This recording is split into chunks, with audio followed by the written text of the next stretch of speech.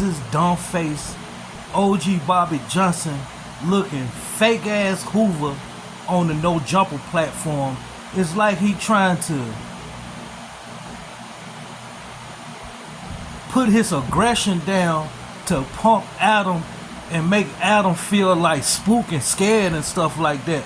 And who are you for anybody to goddamn give proceeds to, or whatever the case may be? That's why I always tell people, you always have to look out for people that's overly anything. And when somebody is always acting overly cocky and all of that stuff, you know how those individuals be like they can't stand like anything to do with like the same sex gays or anything. 9 times out of 10, those be the cats that fantasize dealing with another man. But when we see them, their exterior be rah like they some type of brolic barbarian or whatever the case may be. You'll be surprised. I'm trying to tell you all. Always watch out for individuals that's always overly masculine. You get what I'm saying? Overly masculine motherfuckers. You get what I'm saying? The whole time they low key got a same sex dude some goddamn well getting head from them motherfuckers or beating their back in. You get what I'm saying? Like these overly masculine dudes don't get nothing pat. Like you can't sweep nothing under my feet, yo. But look, this motherfucker on the No Jumper platform, right?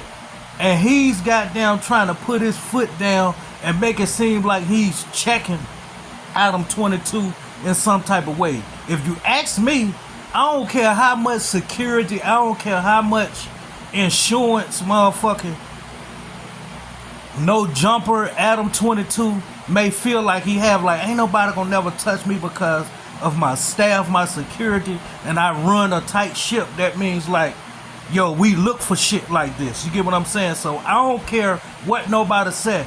Adam 22 is shook of this dude and was shook of this dude. Now, the motherfucker get on the platform talking about like, yo, Adam 22 is like a neighborhood lover because of the past hosts he had on the No Jumper platform, which was Crip Mac, the motherfucking, the Brick Babies. You get what I'm saying? But he also had Hoovers on that bitch hosted before because T-Rail supposedly be from Hoovers as well. So it ain't like Adam 22 showing some type of favoritism towards the neighborhood card of the Crips. You get what I'm saying? Like it's not like that. So this ugly OG Bobby Johnson looking motherfucker is acting like he pressing Adam 22. But y'all got to always watch out and look out for people that's overly masculine. Those be the ones that be having these low-key sexual relationships with the same sex. You get what I'm saying? Trust me, you all. People can't get shit. See, I got a different way of thinking, and people, especially if you did a certain amount of time, and a certain amount of time don't necessarily mean like, yo, you mess with homosexuals, but you can add that to the equation as well. Look how long you've been away from women. Look at 2025, where men are looking more feminine than females their goddamn self. So some people have to bite the bullet and be on some shit like, okay, I ain't never going home, or I got 20 more years to do.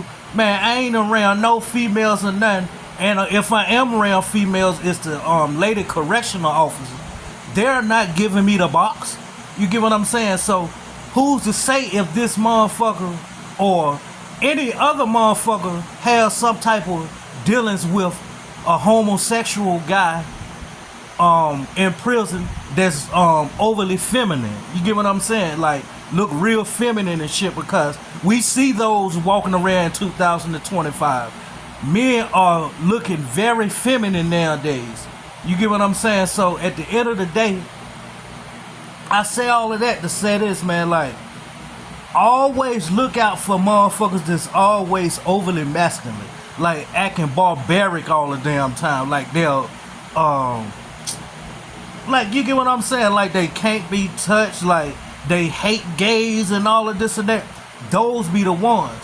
So who gives this goddamn Hoover the right to get on motherfucking No Jumper platform and try to lay the law down? Motherfucker, fuck the Hoovers, and motherfucker, fuck you.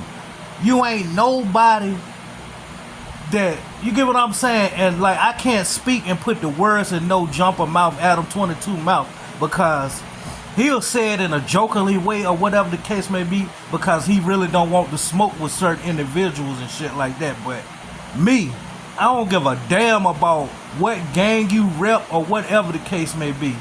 When you sitting on this motherfucker acting like something has to be given to you, who the fuck are you? You get what I'm saying? Like, you trying to debo your way in and make somebody give proceeds to shit that you are a part of or not a part of. It's like you low-key extorting a motherfucker, whatever the case may be.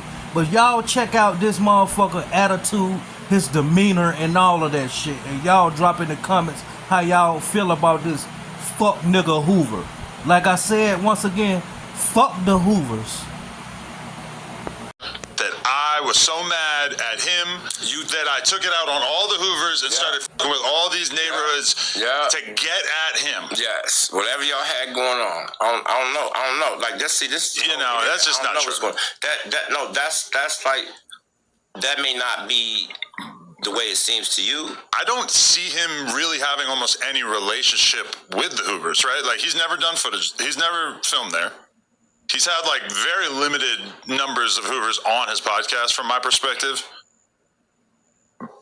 From my perspective, like when I heard Brig Baby, the last thing that we were talking about was like, ooh, this will show T-Rel. And in fact, they were cool. They did podcasts together for a while. I've seen that as well. This whole shit I'm kind of confused by. Even For Extra, like, me and For Extra knew each other for a long time, and I had to like explain to him what Back on Fig was. Like a couple of years, but I mean, like, I'm saying, like, we were cool with each other for a long time. That was before he came up here and pressed Brig Baby up here? I've known him since before that, yeah. Okay. But all I'm saying is that For Extras didn't even know what the fuck Back on Fig was. I had to tell him. Back on Fig? We're not even talking about that no more. Okay. I'm sorry, my nigga Smack. Okay. But listen, what I'm saying is that, so, you knew him before? I think I interviewed him once, maybe twice before that. Okay. I'm saying, so you interviewed him once or twice, right? But what blew him up is when him and Brick Baby got into it about that situation with Brick Baby and DW Flying. I mean, that was one of many things. No, that was one of the main things. I think that was probably one of many things. Okay, well, I think that was probably the most important one. What do you mean? I mean, to be honest, this ham thing has been the most insane one. That's what got the New York Post writing about him and shit. I agree. Yeah. See, God don't like evil. You think that was a karma thing? The Grove God don't like evil.